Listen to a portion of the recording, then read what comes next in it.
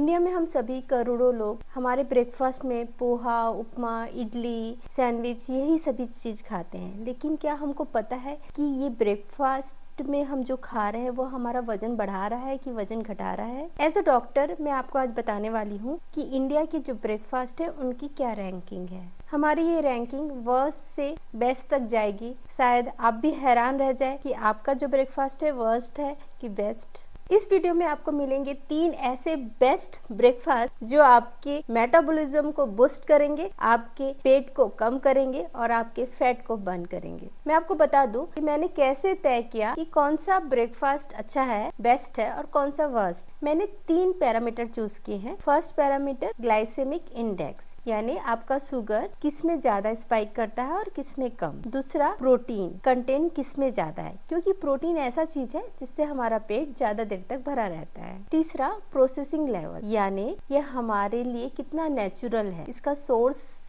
Natural है कि unhealthy source है ना। तो चलिए स्टार्ट करते हैं वर्स्ट से बेस्ट रैंकिंग वाले ब्रेकफास्ट। 8th नंबर यानी वर्स्टेस्ट नाश्ता होता है चाय बिस्किट, जो कि बहुत कॉमन है। लोगों के पास टाइम नहीं है, चाय बिस्किट खाओ और निकलो, लेकिन यह सबसे ज्यादा हमको नुकसान करता है। इसमें है चीनी, मैदा, ट्रांस फैट, यानी मोटापा, खतरा, थकान, सभी चीजें। 7th नंबर वर्स्ट नाश्ता क्या है? आलू का पराठा। आपको भी पसंद है क्या? जी, लेकिन इसकी रैंकिंग अच्छी नहीं है। ये हमें सिर्फ कैलोरीज देता है। इसमें हमारा शुगर तुरंत स्पाइक करता है और सुबह सुबह जब शुगर स्पाइक कर देता है तो हमें अलर्ट आ जाता है कि दिन भर हो गया आपका वेट। जो 6वां रैंकिंग है जिसका उपमा है। उपमा अच्छा रहता है, लेकिन इसे बनाने का तरीका सही होना चाहिए। कई लोग इसमें बहुत ज्यादा ऑयल यूज करते हैं, कई लोग इसका हलवा बनाकर खाते हैं, तो इसमें तो बहुत ज्यादा शुगर होता है, ऑयल होता है, ये बहुत नुकसान करता है। अगर आपको उपमा पसंद है तो आप इसमें बहुत सारे वेजिटेबल डालिए, सूजी की क्वांटिटी कम रखिए, वेजिटेबल्स की ज्यादा रखिए, तब ये आपको फायदा करेगा।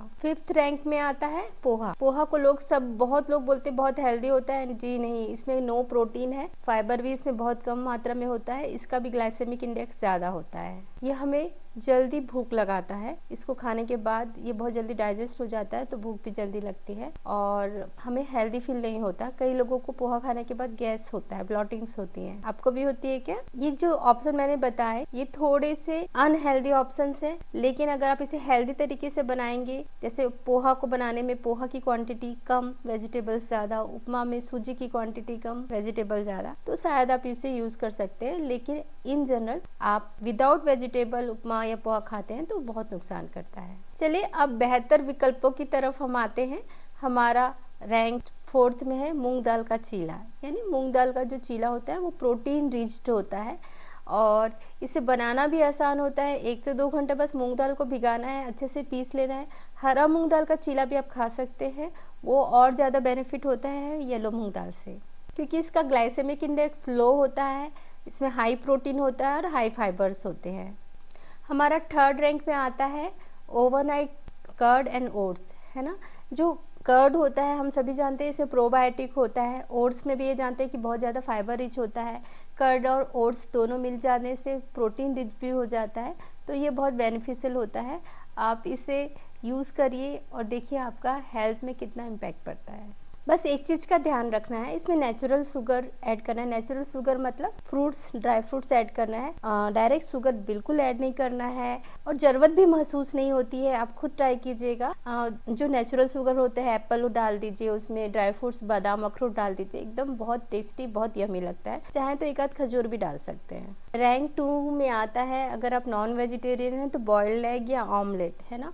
बेस्ट प्रोटीन रिच डाइट है, बनाना भी आसान है, इजी टू मेक है, बहुत अच्छा फ़ायदा करता है। प्रोटीन खाने से हमारा पेट ज़्यादा देर तक भरा रहता है, आप सभी जानते हैं। ऑमलेट बनाने के लिए अगर आप उसमें अच्छे से वेजिटेबल यूज़ करते हैं तो ये बहुत अच्छा मील बन जाता है आपके फैट को बर्न करने के लिए। हमारा रैंक 1 में आता है स्प्राउट्स। स्प्राउट्स यानी जो ग्रीन मूंग दाल होता है और हमें जो गुलाबी चना बोलते हैं, है ना, चिकपी, इनका हमको बनाना है स्प्राउट। पहले दिन भिगा के रख देना है और जब इस स्प्राउट को हल्का, आप चाहे तो हल्का बॉईल भी कर सकते हैं, कच्चा भी खा सकते हैं। जब उसमें नींबू डलता है तो ये एक बहुत ही हेल्दी ऑप्शन बनता है। ग्लाइसेमिक इंडेक्स भी इसका कम होता है, प्रोटीन भी बहुत हाई रहता है। लेमन वगैरह डलकर इसमें विटामिन सी की वैल्यू भी बढ़ जाती है। साथ में अगर आप चाहे तो सलाद जैसे भी कुकुम्बर, ओनियन, टोमेटो ये सब डालकर यूज कीजिए। बहुत हेल्दी वर्जन है, पेट बहुत देर तक भरा रहता है। जो स्प्राउट्स होता है वो एंजाइम्स को एक्टिवेट करता है ना। जब एंजाइम्स एक्टिवेट होते हैं तो हमारे शरीर से गंदगी बॉडी प्रॉपर डिटॉक्सिफाई होती है, जिससे हमारा फैट बर्न होता है। तो 100 ग्राम स्प्राउट होता है, उसमें एक अंडे जितना प्रोटीन होता है, वो भी बिना कोलेस्ट्रॉल और हमारे डाइजेस्टिव फायर को अच्छा करने वाला। तो डरने की बात नहीं है, अगर आप वेजिटेरियन है तो आप एग नहीं खा सकते तो आप स्प्राउट खा सकते हैं। हाँ, इन रैंकिंग से आप तो समझ गए आपको कौन सा ब्रेकफास्ट चूज करना चाहिए, है ना, और कौन सा अवॉइड करना है। लेकिन खाने के टाइम एक ऑर्डर भी होता है जिसे हमें हमेशा याद रखना है। इस ऑर्डर में अगर आप खाना खाते हैं तो आपका फैट लॉस, वेट लॉस ज्यादा अच्छे तरीके से होता है। पहले आपको फाइबर खाना है। फाइबर में क्या आ सकते हैं, फ्रूट्स और सलाद आते हैं। सेकंड में आपको प्रोटीन खाना है, जिसमें आप अंडा या चीला वगैरह यूज कर सकते हैं। थर्ड में आपको कार्ब्स खाने हैं, है ना, जिसमें रोटी चावल वगैरह यूज कर सकते हैं। हमेशा ध्यान रखना है ब्रेकफास्ट में हमेशा प्रोटीन जरूर यूज करना है, क्योंकि ये हमारा पहला मील होता है। जैसे कि अगर आप अंडा यूज कर रहे हैं तो साथ में बादाम भी यूज कीजिए। अगर आप चीला यूज कर रहे हैं तो साथ में दही यूज कीजिए। स्प्राउट्स यूज कर रहे हैं तो स्प्राउट तो प्रोटीन रिच है ही। छोटा सा बदलाव आपके फैट स्टोरिंग मोड को फैट बर्निंग मोड में कन्वर्ट कर देता है। दोस्तों, अब आप समझ चुके हैं कि फैट बर्न सिर्फ जिम या डाइटिंग से नहीं होता, ये आपके ब्रेकफास्ट के सुटेबिलिटी के अनुसार से आपके ब्रेकफास्ट चूज के हिसाब से भी होता है। प्लीज अपना ब्रेकफास्ट सही चुने, अपने फैट लॉस को करें और वेट लॉस करें, ताकि आपका fat burning mode switch on हो जाए और जल्दी से आप घर बैठे अपने किचन से अपना फैट लॉस कर सके। प्लीज अभी बताइए मुझे कि कल से कौन कौन अपना ब्रेकफास्ट चेंज कर रहा है, अपना पुराना ही चलाने वाले हैं कि मेरी सजेशन से कुछ न्यू ऐड करने वाले हैं। अगर इस वीडियो से आपने कुछ सीखा या कुछ जाना तो प्लीज शेयर कीजिए अपने व्हाट्सएप ग्रुप में, फैमिली ग्रुप में, फ्रेंड्स फैमिली से, ताकि वो भी जान सके कि हम कुछ जो गलतियां कर रहे हैं उसे कैसे सुधार सकते हैं अपने वेट लॉस के लिए। ओके दोस्तों, मिलते हैं फिर से नेक्स्ट वीडियो में। तब तक के लिए स्टे हेल्दी, स्टे अवेयर।